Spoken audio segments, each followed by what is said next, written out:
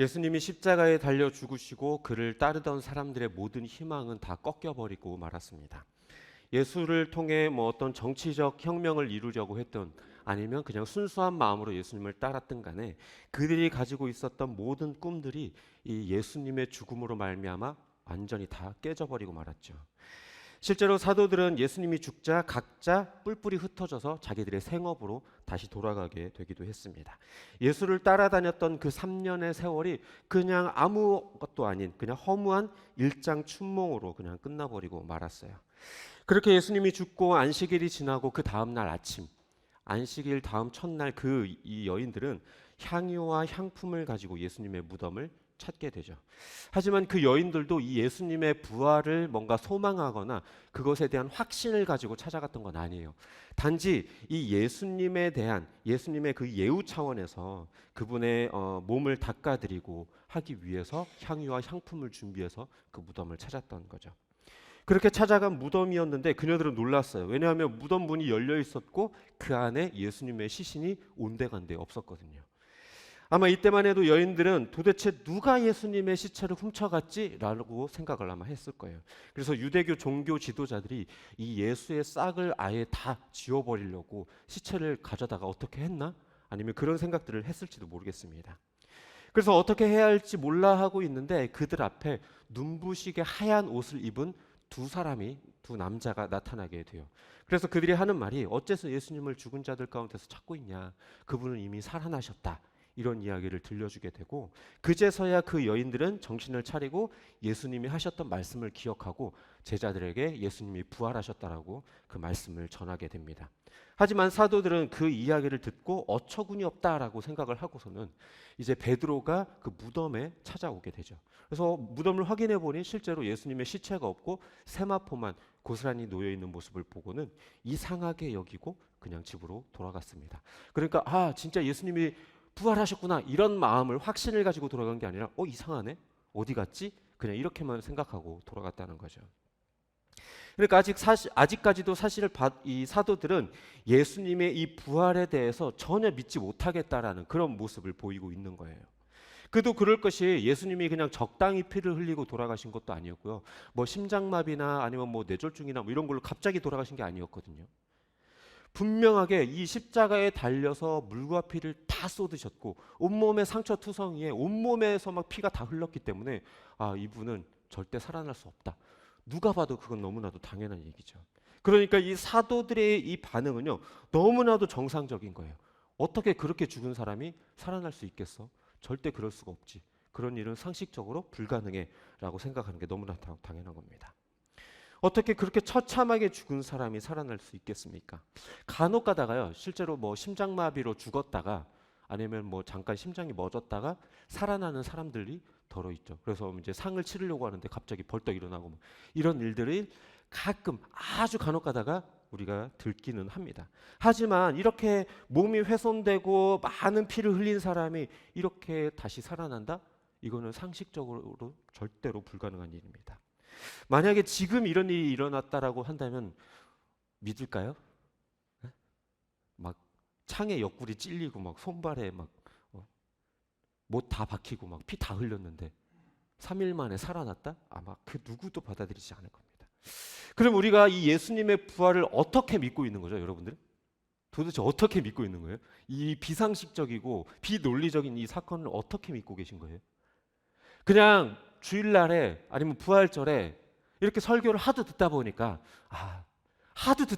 세뇌가 돼가지고 살아나셨을 거야 이렇게 생각하고 있는 거 아닐까요? 그것도 물론 뭐 안 믿는 것보다는 믿는 게 낫긴 하겠지만 우리의 이 믿음에는 뭔가 확고한 증거가 있어야 돼요. 증거가. 그럼 그것이 무엇일까? 우리가 먼저 부활에 대해서 말하기 전에요 이야기해야 할 것이 있는데 그게 뭐냐면 죽음이라는 거예요. 죽음. 인간은 왜 죽음이라는 걸 경험하게 되었는가? 인간은 왜 죽어요? 네?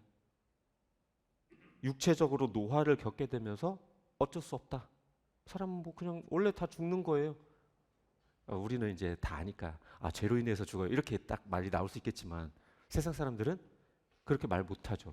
그냥 늙으니까 죽는 거죠. 뭐 나이 드니까 죽는 거죠. 이렇게 말하지만 그거는 인간이 어떻게 방법, 어떻게 죽어가느냐에 대한 이야기인 것이 왜 죽음을 경험하느냐, why에 대한 대답은 아니에요.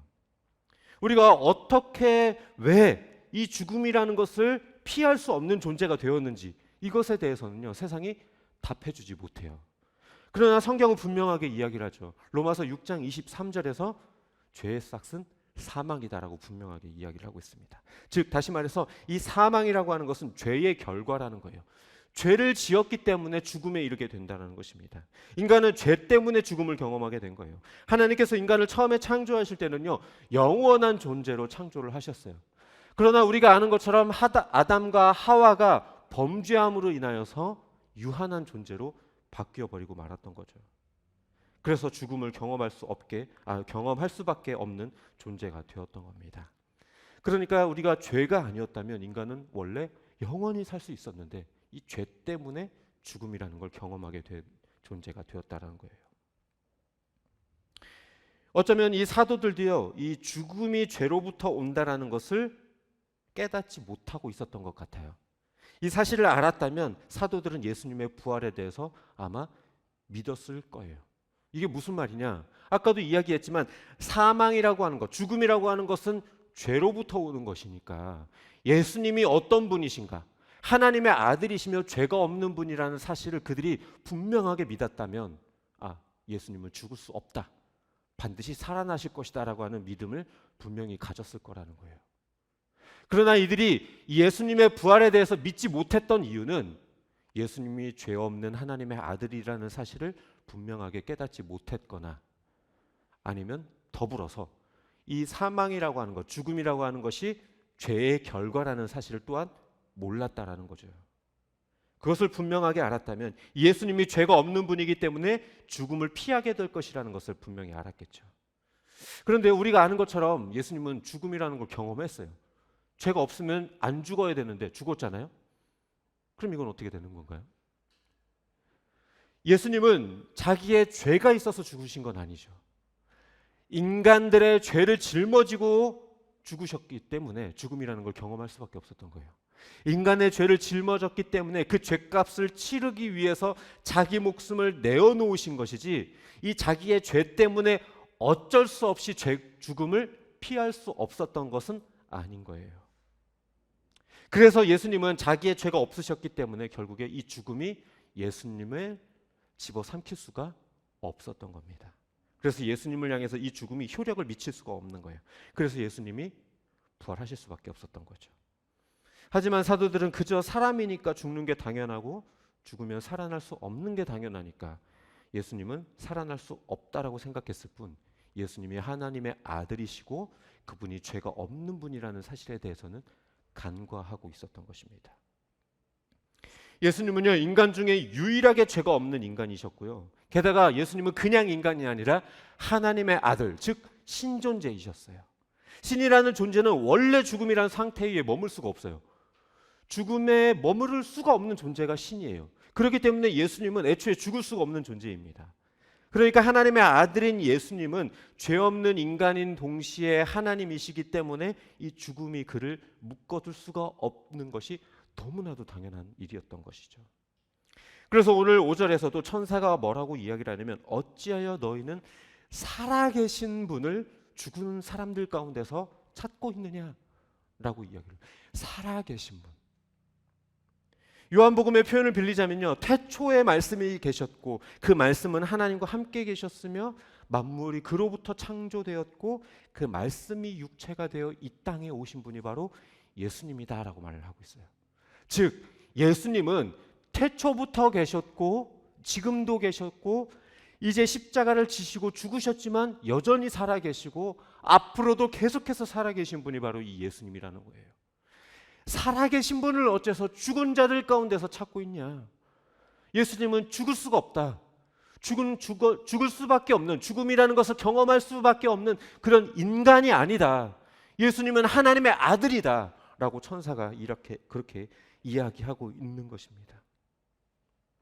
비록 그분이 인간의 육체로서는 죽음이라는 것을 인간들의 죄를 짊어지고 경험하셨지만 그분의 본질, 예수님의 본질은 절대로 죽을 수가 없고 죽음 아래 지배당할 수가 없는 거예요. 그래서 예수님의 그 본질 그 자체는 단 한 번도 죽으신 적이 없어요. 그분의 육체는 죽음을 경험했을지언정 예수님의 그 본질, 그 하나님과 동등하신 그 분은 죽을 수가 없는 분이신 겁니다. 5절의 천사들의 말처럼 예수님은 죽은 사람들과는 다른 거예요. 살아계신 분, 단 한 번도 그 본질이 훼손된 적이 없는 분, 죽은 적이 없는 그분은 죽음에 머무를 수밖에 없는 인간들과는 다르다는 거죠.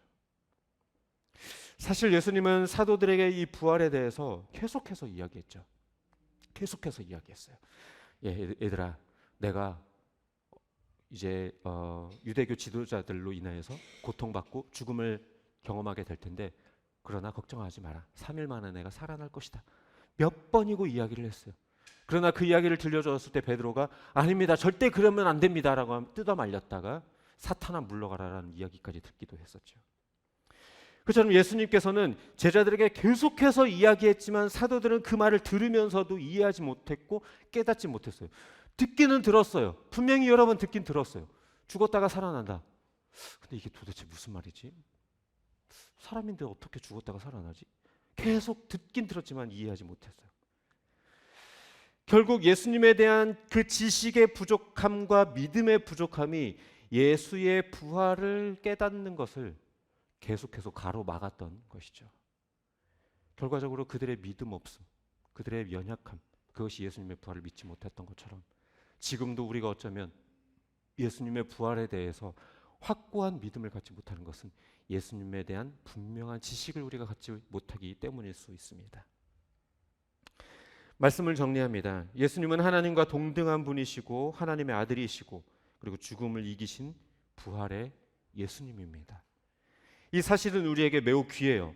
예수께서 만약에 다시 살아나지 못했다고 한다면요, 우리가 믿는 모든 믿음은요 다 헛것이 되고, 그리고 예수님께서 십자가를 지시고 우리를 위해서 죄를 사하셨다라는 것도 다 헛것이 되어버려요. 그냥 예수님은 우리와 별다를 것 없이 인간 중에 인간으로서 그냥 자기 죄 때문에 죽은 한낱 아무것도 없는 그냥 인간에 불과했을 거예요. 그렇다면 우리가 예수를 믿을 필요도 없죠. 예수라고 하는 존재를 믿을 필요도 없고요. 여전히 우리는 계속해서 양이나 염소를 잡아가면서 우리들의 죄에 대해서 계속해서 용서를 구해야 하고, 그리고 아직 오지 않은 메시아를 계속해서 구하면서 메시아를 기다리면서 살아야 될지도 모릅니다. 그러나 그분이 십자가를 지시고 진정으로 부활하셨기 때문에 우리가 그 예수 그리스도를 온전히 믿음으로 인하여서 그 피로 인해서 구원함에 이룰 수 있게 되는 것이에요. 예수님에 대한 믿음이 없다면 사실 부활은 헛소리예요, 헛소리. 그리고 또 우리가 또 이 부활에 대한 믿음이 없다면 예수님에 대한 믿음도 헛소리입니다. 아무것도 아닌 게 돼요. 하지만 상식적으로 불가능하고 절대 있을 수 없는 일이어도 우리가 예수님에 대한 믿음을 바르게 갖는다라고 한다면 우리는 부활에 대해서 보지 못했어도, 그것이 비상식적인 일이라도 그것이 가능할 거라고 믿을 수 있는 거예요. 왜? 그분이 하나님의 아들이시고 그분이 죄 없는 인간이시라는 그 사실에 우리가 기반하고 있기 때문에. 그래서 바울은 고린도전서 15장에서 예수의 부활이 없다면 우리의 믿음도 헛것이고 우리의 구원도 헛것이며 여전히 우리는 죄 가운데 있을 것이다 라고 그렇게 우리에게 가르치고 있습니다. 다시 말해 우리가 부활을 믿지 못한다면 구원의 빛이 되신 예수님에 대한 믿음도 쓸데없는 믿음이 되어버린다는 거예요. 우리가 믿음을 갖는다라고 하는 것은 바로 예수 그리스도의 그 부활 사건에 기반하고 있다는 것이나 마찬가지인 거예요. 그래서 예수님의 부활이 우리에게 굉장히 중요한 사건입니다. 부활이 없다면 예수님도 가짜고 십자가도 가짜가 되어버려요. 죽음을 이겨내지 못했다면 예수님은 그저 자기 죄로 죽은 인간에 불과할 것이고, 우리는 이 예수님에 대한 부활에 근거하지 못하면 지금 우리가 이렇게 모여서 예배드리는 것도 아무 의미 없어요. 쓸데없는 짓 하는 겁니다. 정말 놀러 나가도 되는 시간에, 지금 벚꽃 구경하러 가야 될 시간에 쓸데리 없이 한 시간을 버리고 있는 겁니다. 예수님은 그냥 죽고 사라져버린 분이 아니에요. 여전히 살아계신 분입니다. 우리 곁에 계속해서 살아계시죠. 살아나셨고 살아계시며 또 다시 오실 분입니다. 바라기는 지금도 살아계신 그 부활하신 예수님을 온전히 바라보고 온전한 믿음을 갖는 저와 여러분이 되시기를 주님의 이름으로 축복합니다.